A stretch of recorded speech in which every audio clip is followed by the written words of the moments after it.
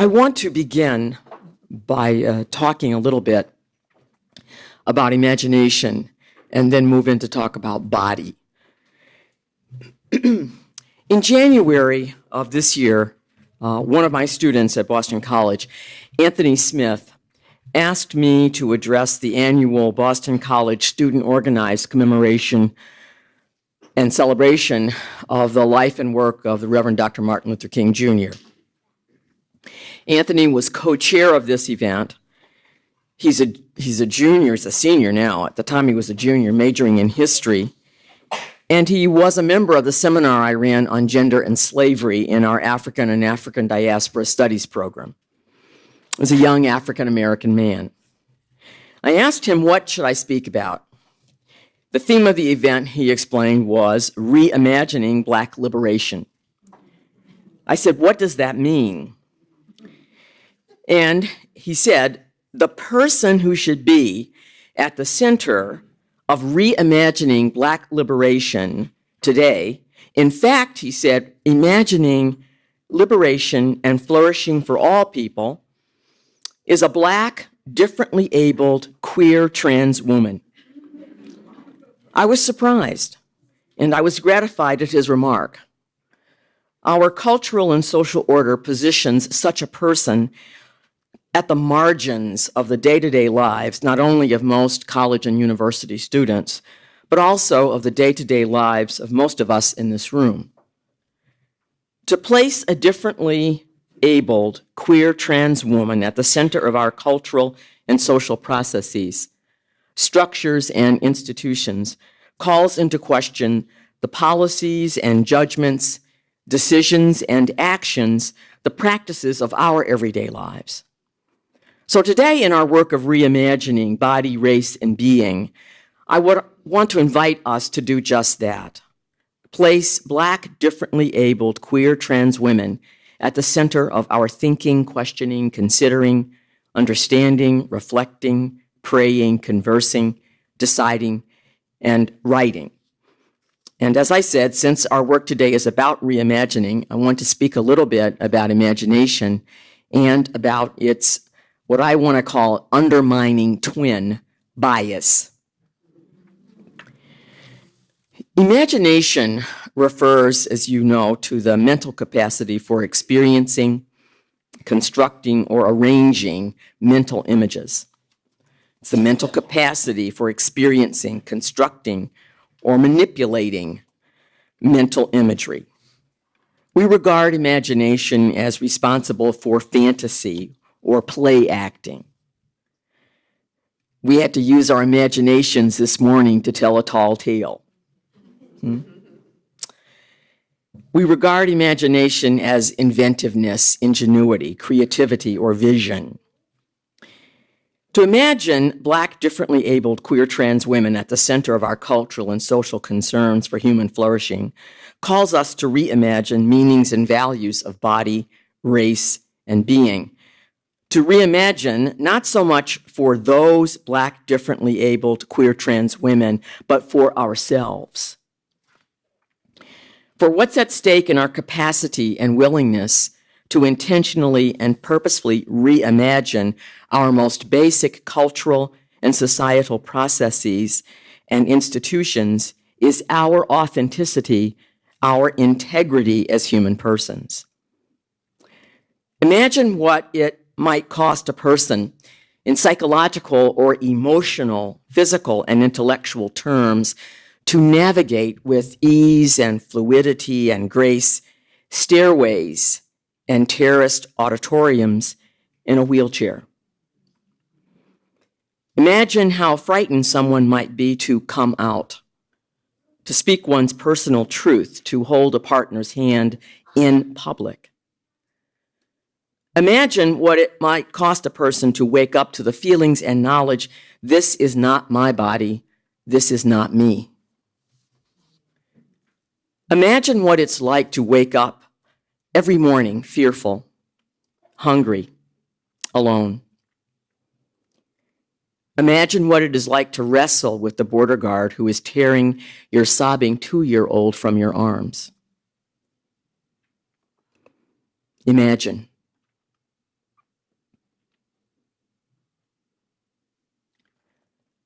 When we meet socially produced others, children or women or men whom we have made homeless, immigrant, impoverished, marginal, powerless, subjected to systemic violence, too often we do not meet these human persons as persons to be encountered, engaged, respected, perhaps even cherished, but rather as objectified, embodied difference to be confined and constrained, surveyed and controlled, to be helped, to be fixed. What accounts for our responses? Research scientists of late have been doing work, research scientists along with psychologists and educators, and some of you know this, I'm sure. They want to suggest that our nearly instantaneous, immediate reactions of suspicion or rejection to such difference in bodies stem from implicit bias or implicit social cognition. Implicit bias or implicit cognition refers to the attitudes or stereotypes that affect our understanding, actions, and decisions in an unconscious manner. When I first read that definition, I was pleased, but then I thought about it and I thought, wait a minute, there's something here that's not squaring with what I've learned about bias earlier. So I want to draw on the work of a Jesuit philosopher who anticipated this notion of cognitive bias about 50 years ago through his own research.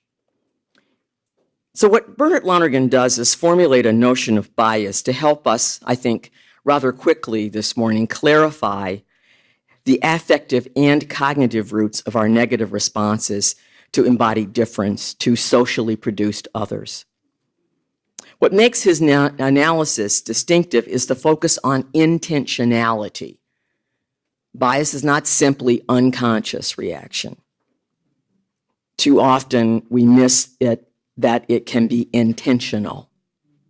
It's intentional. Lonergan conceives bias as the more or less conscious and deliberate choice. It's not simply unconscious. It's more or less conscious and deliberate choice. And why is it deliberate? Because there is a clear implication of group formation and transmission of cultural values that undermine others. That's intentional. So bias is the more or less conscious and deliberate choice in the face of what we perceive to be a potential threat to our well-being, to exclude further questions or data from consideration in our experiencing, understanding, judging, deciding, and acting. All of us are susceptible to bias. It interferes with our conscious performance in everyday living. It distorts our affect, and it blinds our understanding. This proposal identifies 4 principal ways of bias: dramatic, individual, group, and general bias. Dramatic bias takes the form of the denial of affect in day-to-day living. Cognitively, it resists insight into the feeling-laden unconscious or psyche. So we don't want to examine our feelings. We don't want to examine our reactions. Individual bias reveals itself in egoism, in selfish self-regard. Cognitively, it refuses insight into what might help others or benefit and promote the common good. Group bias expresses itself in sexism and misogyny, in racial, ethnic, cultural animus, in ethnocentrism, in homophobia, transphobia, Islamophobia, anti-Semitism. Cognitively, group bias refuses insight into what might be necessary or good for other groups, for the common good. And the general bias of common sense manifests itself in anti-intellectualism. Cognitively, it preempts further investigation of a question or issue with an immediate solution or short-term fix. But we must begin to imagine what has not been imaginable, to question, to test, to try and to try again if we are to understand and reimagine responsibly what human creaturely liberation and flourishing might mean in our world. So what are some questions for self-examination? We might ask what threatens me or makes me uncomfortable when I meet a Black, differently abled, queer, trans woman. Do I feel nervous because I'm heterosexual or because I'm uncertain in and of my own sexual orientation? Do I feel uncomfortable because I think Black people cannot be queer or transgender? Do I feel resentful because no one listened to my concerns about how I am treated and I'm a white, cisgender, or straight woman? Am I tired of Black people marching and protesting? If they would be more respectful or law-abiding, then the police would not interfere with them. To quiet or suppress such questions rather than wrestle with them uncovers our enmeshment in bias, whether it's dramatic or individual or group or all three. When we simply consider these questions to emerge from the unconscious, we suppress our enmeshment in structural racism, sexism, homophobia. If we are members of minoritized groups, there's no such thing really as minority groups. We minoritize people. We marginalize them. John Powell has done some good research on this. If we are members of minoritized groups, do we suppress our search for respectability and white approval? Do we cover it over? Or do we suppress the fact that we duplicate race, class, color, and gender oppression and exclusion of gays or lesbians or transgender people by establishing our own hierarchies of privilege and power? So imagination and bias. Bias reduces our life of feeling to self-absorption and myopia. It's defensive. Critical reimagining cultivates our capacities for attention and expansion. Bias renders our thinking narrow and exclusionary. Critical reimagining encourages supple and inclusive thinking. Bias leaves us furtive and resentful. And critical reimagining opens us and directs us outward toward others. Bias thrives on fear and despair, and critical reimagining flourishes with trust and hope. So something to think about in terms of our reimagining, confronting the potential, really, of bias for ourselves. This is Work on Ourselves Day. Yeah. The whole person, mind, heart, body. So I want to talk about body a little bit now. Talk a little bit about body. The word body holds a rather protean place, fluid place in the English language. In common sense usage, the word body denotes the materiality or corporeality of human beings. We're made out of matter. We're made out of matter. Everyone tells us if we would, when you reduce the human body through cremation, what have we got? Just sort of a little pile of dust and some stuff. It's matter. At the same time, that usage begs the distinction of body and soul. So when we start talking about body, we too often are focusing on biology. When we talk about spirit or soul, we're talking about philosophy or theology or even psychology, because those disciplines interrogate the essence of being human. So I want to propose a few categories for our reimagining, just a few. First, the body as condition. Think about the body as condition. The body is the material or physical condition for the possibility of our being in the world. We're incarnate spirit, if you like. We're embodied spirit, if you like. We can't be in the world without our bodies. Through our bodies, we engage with definite and diverse environments, cultural and or social contexts. Our bodies are vehicles for our being in the world. And through our bodies, we concretize cultural or social differences in space and time. Secondly, the body as a metaphor or symbol. Our bodies are the material and sites through which we concretize cultural or social, even religious meanings. In metaphoric or symbolic usage, the body functions variously in various cultures. For instance, Mary Douglas, a cultural anthropologist, focuses on the body as a code or image for social reality and distinguishes and relates physical and social bodies. So the social body, or the body politic, if you will, or the cultural body, conditions the way physical bodies are perceived and engaged.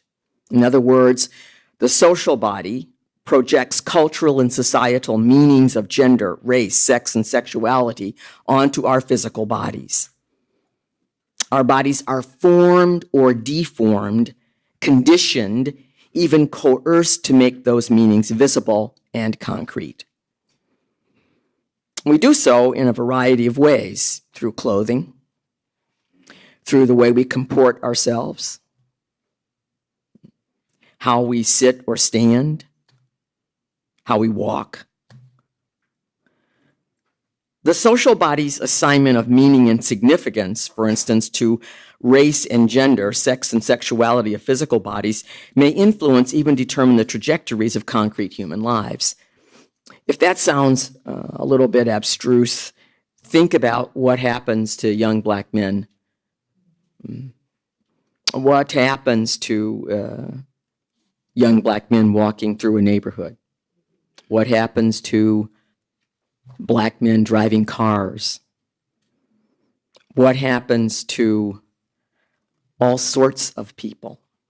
What happens to young gay people who are just caught out somewhere? Think of Matthew Shepard.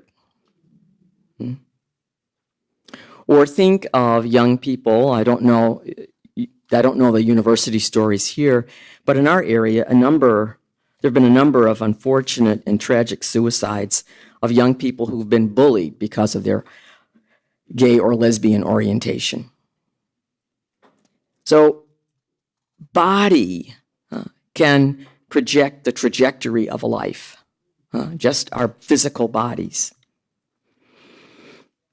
Finally, the body holds and mediates religious meanings. From the perspective of Judaism and Christianity, and this is ideally for Christianity, the body is sacred. For Christians, most often the body is quite ambiguous. If you're Catholic, you want to control it and you want to discipline it.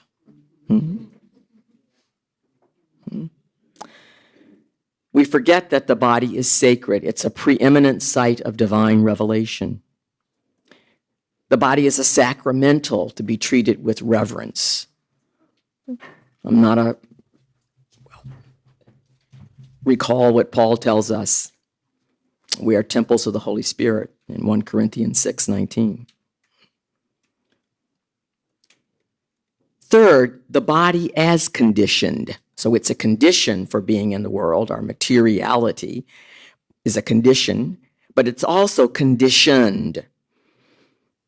Our social formation as mediated through various human interactions and social settings, the familial, how we treat young women in our family, how we treat little girls in our family, as opposed to how we treat our sons. What does religion tell us about our bodies? That shapes our thinking. It conditions our body. Work, employment conditions our bodies. What we wear, what we don't wear. How we stand, how we move in the workplace. Schooling, education conditions our bodies. So do friendships condition our bodies. Whom we feel relaxed and easy to embrace, to touch, and those for whom we are a little bit wary. Human interactions and social settings condition us to comport our bodies in certain ways in response to certain culturally or societally shaped stimuli. Many of us find it difficult to shake off conventional or traditional understandings of gendered behavior. How women and men ought to comport, how we women and men ought to comport our bodies, carry our bodies, how we dress or ornament our bodies, how we move our bodies often telegraphs or signals or discloses something, perhaps something that might be hidden about us. Certain cultural or societal norms may support or discredit some individuals' behavior, but not the behavior of others. The phrase boys will be boys often functions to dismiss even indefensible or violent or scandalous behavior by white upper-class privileged young males. When young Black working class or poor marginalized males act out those same indefensible or violent or scandalous behavior, our societal responses run the gamut from labeling these young men animals to criminalizing their behavior and incarcerating them.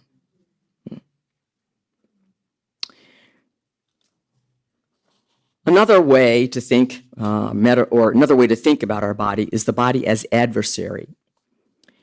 Those of us who are women are culturally conditioned to experience the body as always in need of change. Not enough weight, too much weight. Not tall enough, not short enough. Too tall.